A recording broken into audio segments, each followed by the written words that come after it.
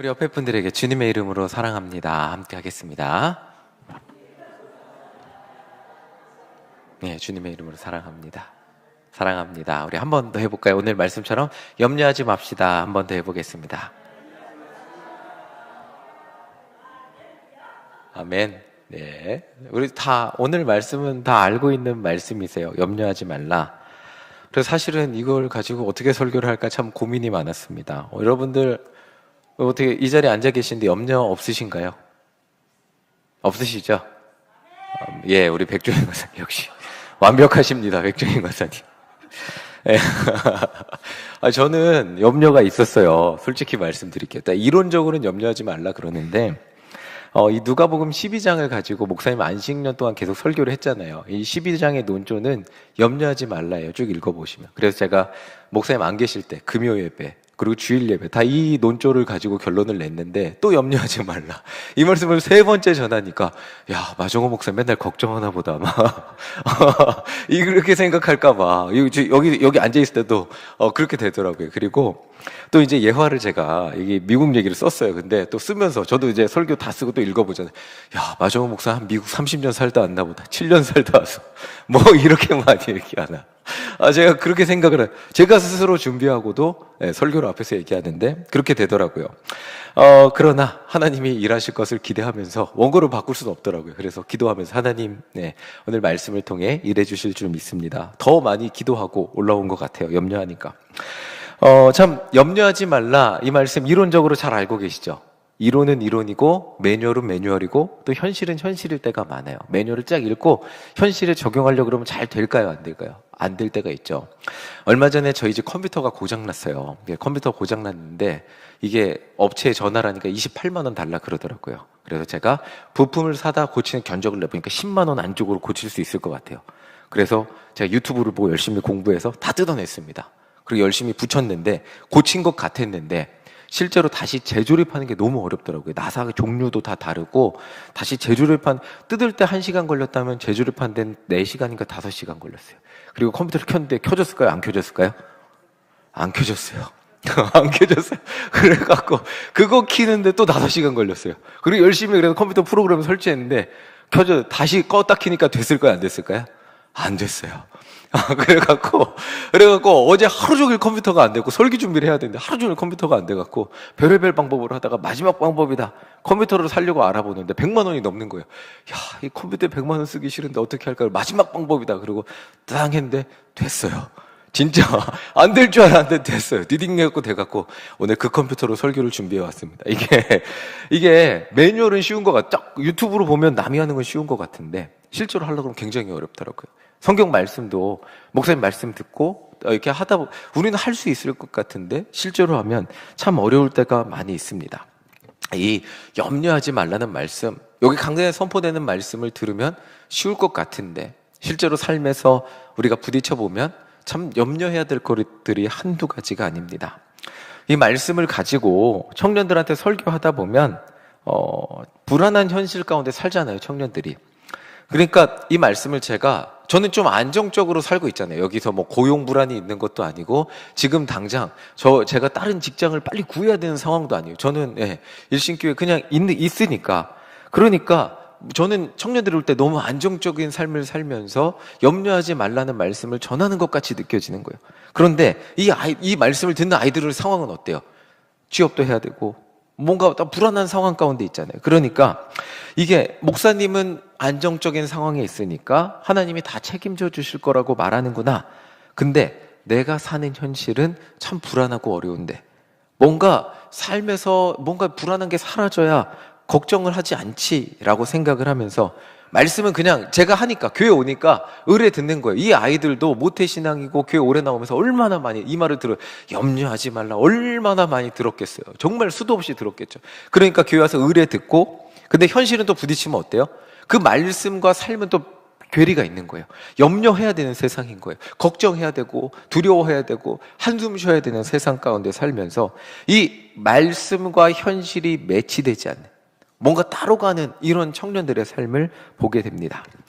저도 20대 유학 가서 메일룸이라는 데서 일했어요. 이제 복사해주고 편지 보내고 그런 데인데 이 메일룸 이 대장이 레이몬드라는 흑인인데 이 흑인이 굉장히 믿음이 좋았어요. 그래서 저한테 이 말씀을 읽어줬어요. 무엇을 먹을까 무엇을 입을까 걱정하지 말라. 전 제임스요. 그때 마로 불렀거든요. 마시니까 너 아무 걱정하지 마. 하나님 책임질 거야. 저를 이렇게 위로해 주는데 그때 제가 마음이 되게 삐딱했어요. 뭐 걱정이 많으니까 막 저한테 위로해 주는데 위로로 들리지 않았어요. 그래서 저는 매일매일 영어 공부하는 게 너무 힘든데 막 네 말도 다 못 알아듣겠어. 그리고 학비를 어떻게 다음 학기 학비를 어떻게 내야 될지 그것도 걱정이고 또 우리 아내랑 먹고 사는 것도 걱정이에요. 이 말이 나한테는 이게 믿음으로 다가오지 않아. 막 이렇게 제가 그 대장한테 쏘아 붙인 적이 있었어요. 자, 논쟁을 막 그렇게 했어요. 그래도 그 믿음 좋은 흑인 되게 착했거든요. 그 흑인 대장이. 그래서 그래도 걱정하지 마. 하나님이 다 책임져 줄 거야. 그랬는데 저는 또 제가 전도사고 그분은 평신도인데 오히려 전도사인 제가 막 네가 살기 편하니까 그렇지 뭐 이렇게 쏟아 부은 적이 있어요. 그러니까 제가 그랬던 경험이 있으니까 제가 이랬던 걸 기억하면 청년들이 제 설교를 듣고 실제로 이렇게 삶에 와닿아하지 않는 것 그런 것들이 제가 이해가 되기도 해요.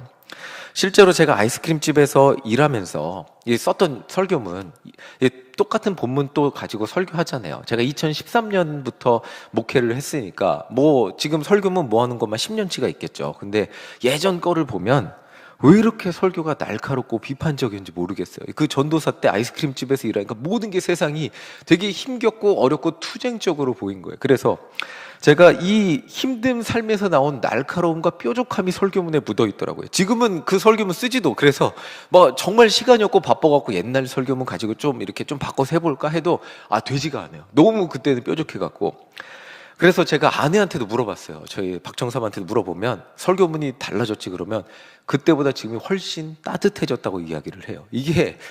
이게 삶의 상황에서 묻어나오는 그런 것들 하나님의 말씀을 받아들이는 그게 있더라고요. 제가 아무리 설교를 목회자도 그런데 지금 제가 이 말씀을 드리는 이유는 이 말씀 제가 아무리 염려하지 말라 설교를 해도 여러분들이 겪고 있는 처해 있는 상황과 환경에 따라 다르게 들을 수밖에 없더라고요. 왜 목사님이시니까 에이 교회 오니까 또 좋게 얘기하는구나 청년들처럼 저는 아직도 그럼에도 불구하고 염려할 수밖에 없어요. 제 마음에 제 삶의 염려와 걱정이 사라지지 않는데요. 자, 목사님이 겪지 않고 있는 목사님이 좀 편하게 살지 않아요? 제 삶은 목사님보다 훨씬 어려운 상황에 있고 염려와 걱정이 사라지지 않네요. 목사님처럼 살면 염려하지 않을 수 있을 것 같아요 라고 생각하실 수도 있겠죠. 여러 가지 이 말씀과 현실은 다를 때가 많이 있습니다. 이 말씀을 내 삶에 참 적용을 해서 그냥 그대로 믿음이 되면 너무 좋겠는데 그렇지 않을 때가 너무나 많이 있죠. 참 여러분들 오늘 이 말씀 염려하지 말라라는 말씀을 들으면서 어떤 생각이 드십니까? 진짜 염려와 걱정이 다 사라지십니까? 아니면 실제로 여러분들 삶에 이 말씀을 적용하기에는 여러분들 삶이 버겁고 힘겹고 무겁지는 않으십니까? 자, 누가복음 12장 22절 우리 함께 읽어보겠습니다. 함께 읽겠습니다. 또 제자들에게 이르시되 그러므로 내가 너희에게 이르노니 너희 목숨을 위하여 무엇을 먹을까 몸을 위하여 무엇을 입을까 염려하지 말라. 이렇게 써있죠. 목숨을 위하여 무엇을 먹을까 몸을 위하여 무엇을 입을까 염려하지 말라는데 이 쉽지 않습니다. 이 말씀 듣는 여러분들 다 교회 1, 2년 다니지 않으셨을 거잖아요. 너무나 많이 들었겠죠, 이 본문을. 근데 때로는 이 말씀이 우리에게 믿음으로 다가오기도 해요. 그런데 때로는 이 말씀이 알고 있기는 하지만 여전히 염려가 되죠. 그리고 이 말씀이 그냥 의례 교회에서 하는 말씀처럼 들릴 때가 있습니다. 평안함으로 다가오지 못할 때도 있죠. 말씀을 듣는 방금 전에 제가 질문을 드렸지만 지금 여러분들의 마음은 어떠십니까? 말씀을 듣고 염려하지 말라. 무엇을 먹을까? 무엇을 입을까 염려하지 말라 라고 예수님이 말씀하셨는데 이 말씀이 여러분들에게 믿음이 되십니까? 자, 31절도 함께 읽어보겠습니다. 31절 함께 읽겠습니다. 다만 너희는 그의 나라를 구하라. 그리하면 이런 것들을 너희에게 더하시리라. 아멘이시죠? 하나님의 나라를 구하면 더해 주시죠? 네, 썰렁해졌습니다.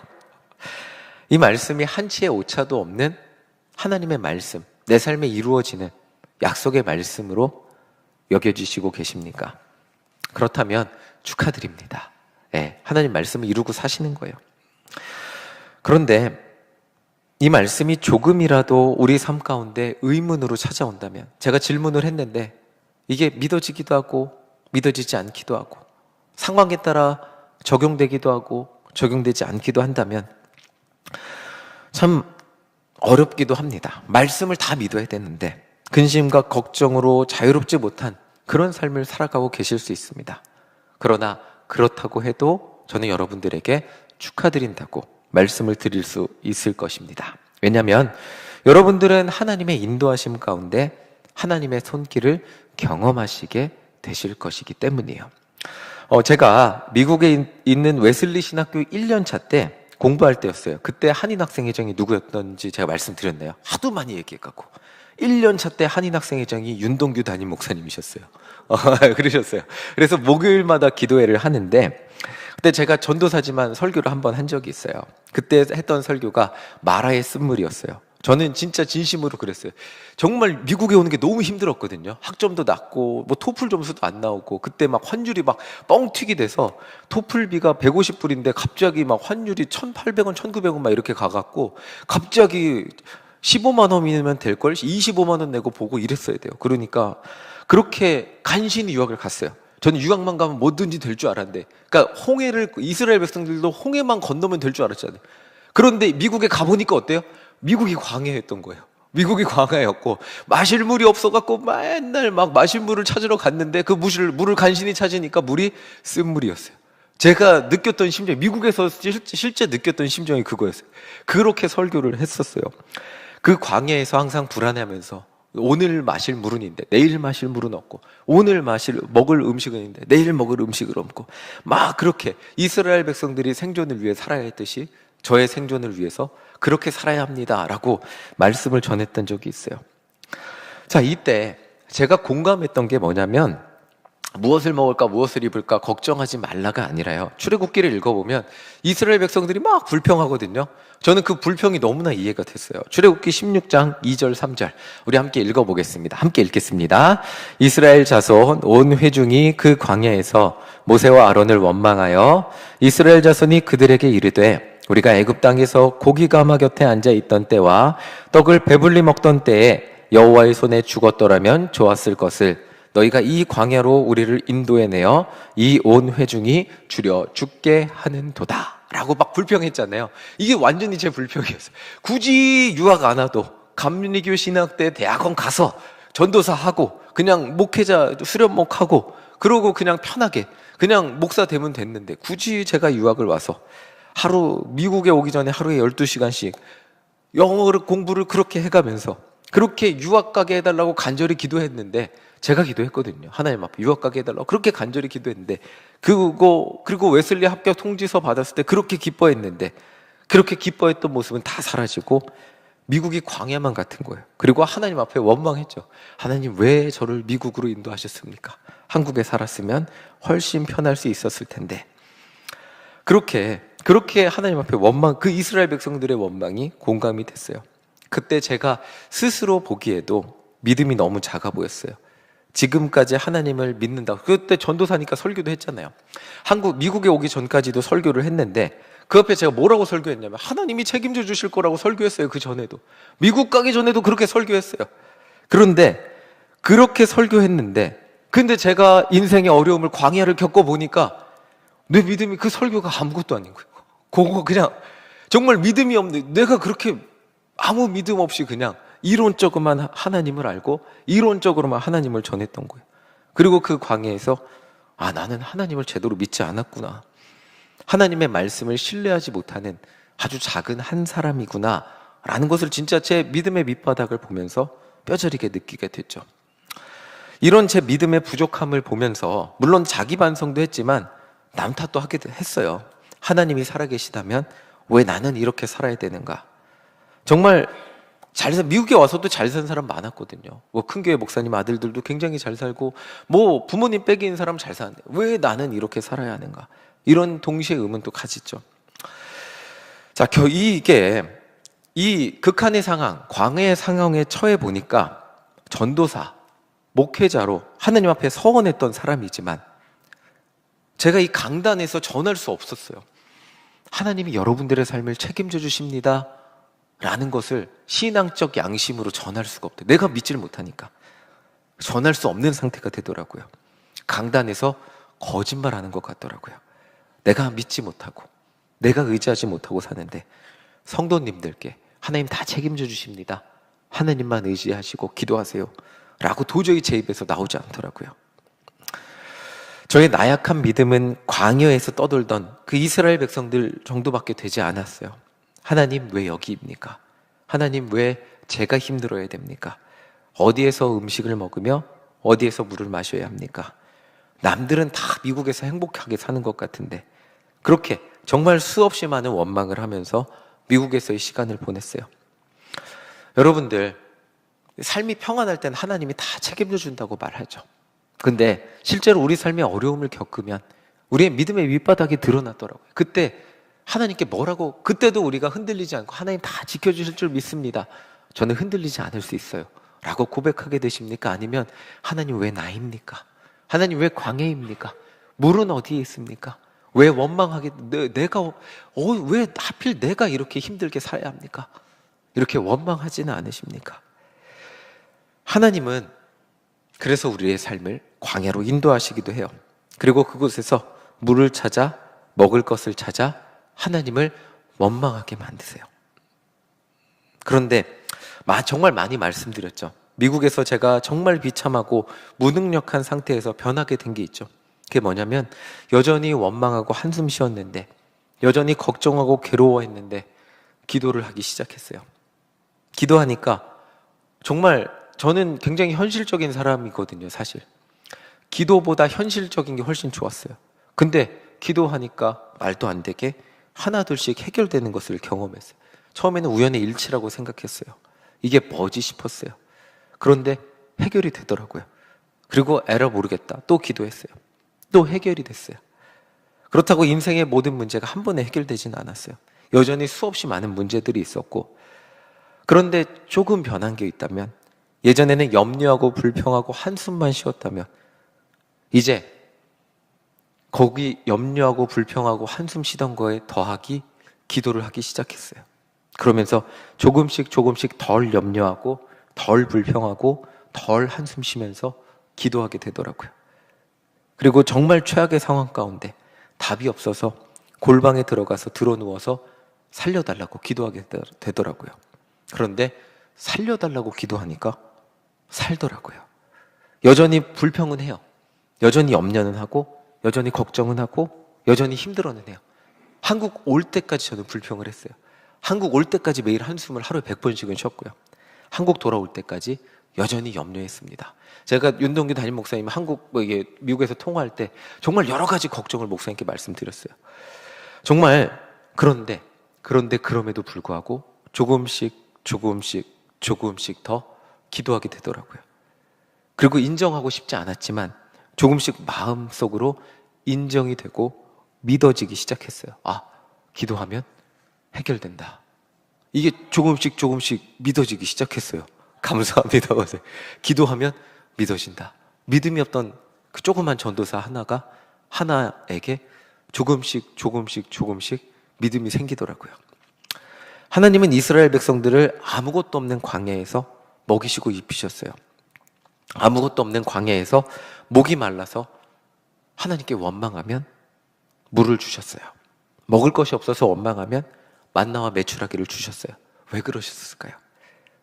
이 이유가 있습니다. 신명기 8장 4절 우리 함께 읽어보겠습니다. 함께 읽겠습니다. 이 40년 동안에 내 의복이 헤어지지 아니하였고 내 발이 부르트지 아니하였느니라. 광야에 40년 동안 아무것도 없잖아요. 먹을 것도 없고 물도 없고 모든 것이 부족해 보이는 곳이었는데 하루도 마음 편하게 잘 수 있는 곳이 아니에요. 텐트 생활을 했죠. 그런데 의복도 해지지 않았고 발도 부르트지 않았어요. 모든 것을 염려하며 살아야 됐지만 하나님이 지켜주셨다는 것을 고백할 수밖에. 이 광야에서 하나님이 지켜주시지 않으면 저런 기적은 일어나지 않아요. 하나님이 광야로 인도하신 것은 이론으로 알고 있는 그 하나님의 말씀. 여러분들 다 이론으로 알고 정말 100번이 넘게 이 말씀 드렸잖아요. 이론으로 수없이 들었던 이 말씀을 우리 인생의 어려움과 아픔과 정말 눈물의 상황을 겪으면서 그것들을 기도함으로 승리하게 하시고 해결받게 하심으로써 그것이 처음에 믿어지지 않던 것들이 믿어지게 됨으로써 하나님을 향한 믿음이 되게 하셨다는 거예요. 이 신명기 8장 4절에 이스라엘 백성들의 광야의 40년을 되돌아보면서 이 사람들의 믿음이 된 거예요. 40년 동안에 너희들의 의복이 헤어지지 않았잖아. 너희의 발이 부르트지 않았잖아. 이거는 하나님이 지켜주시지 않았으면 일어날 수 없는 기적이야. 하나님이 지켜주신 것을 인정하기 싫어도 인정할 수밖에 없지 않니? 라고 말하는 거예요.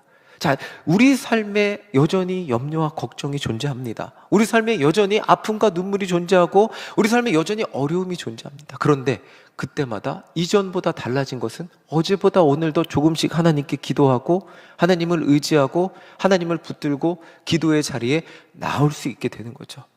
이게 그리스도인의 변화된 삶이고, 그러면서 우리 안에 연약했던 믿음이 조금씩 하나님을 향한 굳은 믿음으로 변화되는 것을 경험하게 되는 거죠. 우리 3절 함께 읽어보겠습니다. 3절입니다. 함께 읽겠습니다. 너를 낮추시며 너를 줄이게 하시며 또 너도 알지 못하며 내 조상들도 알지 못하던 만나를 내게 먹이신 것은 사람이 떡으로만 사는 것이 아니요 여호와의 입에서 나오는 모든 말씀으로 사는 줄을 내가 알게 하려 하심이라. 결국 그 뭐냐면요, 광야 같은 삶은 여전히 광야 같아요. 여전히 어려움이 있지만, 근데 광야 같은 삶을 통해서 우리에게 알려주는 것은 사람이 떡으로만 사는 것이 아닙니다. 사람은 떡으로만 사는 것이 아닙니다. 뭘로 산다고요? 여호와의 입에서 나오는 모든 말씀으로 사는 것입니다.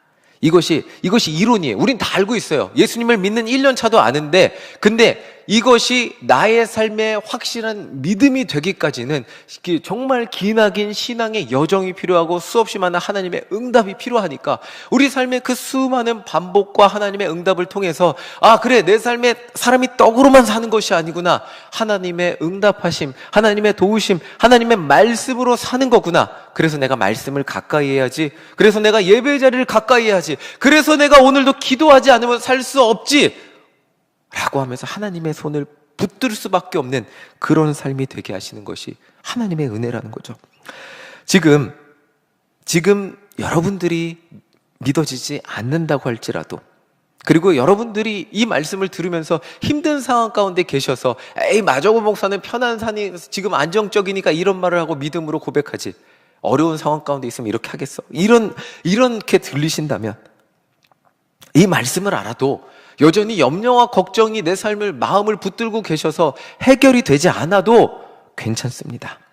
광야에서 하나님이 이스라엘 백성들을 인도하셨듯이 하나님은 여러분들의 삶을 인도하시고 계시고 여러분들의 삶을 지금 책임져 주시는 것을 인정하기 싫지만 인정하게 되실 것이고, 믿어지지 않지만 믿어지게 될 것이고, 결국 하나님의 인도하심을 고백할 수밖에 없는 하나님의 백성이 되게 하나님이 만드실 것이에요. 내가 잘 믿어서 그렇게 되는 게 아니고 광야로 인도하신 하나님이 여러분들의 삶을 책임져 주시기 때문에 우리는 그렇게 믿어질 수밖에 없는 삶을 살게 될 수밖에 없다는 거예요.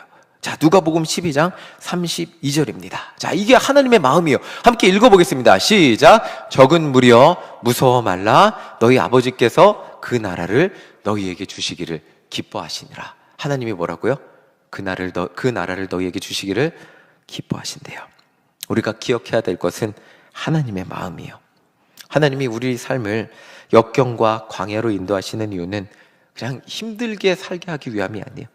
하나님을 온전히 믿게 하기 위함이고, 하나님만을 온전히 의지하며 살아가는 하나님의 백성이 되게 하기 위함입니다.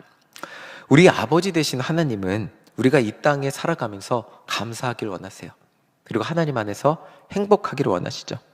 이 행복, 정말 하나님의 기쁨과 감사를 누리는 행복한 삶을 살고 싶지는 않으십니까? 살고 싶으시죠? 전에 제가 오후 예배 시간에 요거 한번 말씀드린 적이 있어요. 무화과 나무 잎이 마르고 이 찬양 가사를 개사한 걸 말씀드린 적이 있는데, 하박국 선지자가 이렇게 말했잖아요. 무화과 나무 잎이 마르고 포도 열매가 없으며 감람나무 열매 그치고 논밭에 식물이 없어도 우리의 양떼가 없으며 외양간 송아지 없어도 나는 여호와로 말미암아 즐거워하리, 기뻐하리. 뭐 왜 기뻐한다 그랬어요? 마지막에 나는 구원의 하나님을 인해. 내가 이것들이 없어도 하나님은 내 삶을 책임져 주실 것을 믿는 믿음으로 인해 나는 기뻐합니다 라고 고백한 거예요. 자, 이 찬양 개사한 버전을 다시 말씀드려 볼게요. 이 청년들이 고백하는데 핸드폰 액정화면 깨지고 타이어 바퀴가 터지며 통장 잔고 바닥 보이고 지갑에 현금이 없어도 믿었던 친구가 떠나도 면접 시험에 떨어져도 난 여호와로 말미암아 기뻐하리 라고 이렇게 청년들이 바꿔 부르더라고요. 근데 제가 설교하면서 저희 딸 핸드폰 액정이 2번 깨졌습니다. 속상하다고 말씀드린 적이 있어요. 인성이 것도 깨져요. 지금 저희 딸이 2번 깨지고 인성이 것도 1번 깨졌거든요. 근데 그때마다 제가 기뻐하지 못했던 모습을 기억을 하게 돼요. 그리고 지난 토요일 날 목사님 안 계실 때 미국에서 타이어 터진 얘기 말씀드렸잖아요. 근데 여기 가사에 타이어 바퀴가 터지며 써 있더라고요. 기뻐하지 못했던 모습을 생각해 보게 되더라고요. 언제나 이론은 이론이고 실제는 참 쉽지 않은 것 같아요. 제가 여기서 이렇게 하나님 말씀대로 염려하지 마시고 하나님 다 책임져 주시니까 기뻐하며 사세요 라고 말해도 제 삶에 또 저희 아이가 핸드폰 액정이 깨져서 오면 쿠팡에서 교체 액정 10만 원짜리 보면서 한숨 쉬고 있을까 제 모습을 생각해 보게 돼요. 우리는 살면서 힘들고 어려운 일을 절대로 피할 수 없어요. 그런데 핸드폰 액정 갈아주니까 잘 쓰고 있더라고요. 그리고 그것으로 인해 또 저희 집에 뭐 큰 문제 생기지 않더라고요. 지금 염려 가운데 있다고 좌절하지 마시기를 소망합니다. 하나님은 여러분들이 그 어떤 염려도 이겨내실 수 있는 능력을 주실 것이고 여러분들이 힘으로 이겨내는 것이 아니라 우리의 아버지 되신 하나님의 능력으로 여러분들의 삶을 하루하루 이겨내며 승리하며 살아가게 되는 것을 경험하게 되실 것입니다. 아버지 하나님은 크고 위대하시기 때문에, 그리고 이론으로만 알던 이 말씀이 내 삶의 믿음이 되는 것을 경험하게 되실 것입니다. 이 믿음이 된다는 것 너무나 놀랍고 설레이는 일이 아닙니까? 정말 내 삶에 정말 누가 와서 흔들어도 너 이래도 하나님 믿을 거야? 너 이래도 하나님 신뢰할 수 있어? 너 이래도 이 삶의 이런 상황이 너를 흔들어도 너는 구원의 하나님을 신뢰할 수 있니? 라고 질문하면 그때도 우리는 하나님은 나의 구원자 되시기에 나는 흔들리지 않을 수 있고 나는 하나님을 끝까지 의지하며 살아볼 거야 라고 하는 그런 믿음의 사람이 되는 것, 그런 삶이 하나님은 우리를 그런 삶으로 초대하는데 그런 삶을 사는 것이 설레지 않으십니까? 우리 모두 그런 삶을 사는 주님의 자녀가 되시기를 간절히 소망합니다. 광야 삶의 끝에는 분명히 그렇게 하나님이 예비하신 그런 삶이 있음을 기억하며 오늘 하루 우리 삶에 염려가 있어도 이 시간 기도하고 하나님을 붙들고 하나님께 맡기고 다 돌아가는 우리 모두가 되시기를 간절히 소망합니다. 이 뻔한 이야기가, 염려하지 말라는 이 뻔한 이야기가, 우리가 다 알고 있는 이야기가 어디서나 흔들리지 않는, 어떤 상황에서도 흔들리지 않는 너무나 당연한 우리의 믿음이 되시기를 간절히 소망합니다. 아멘.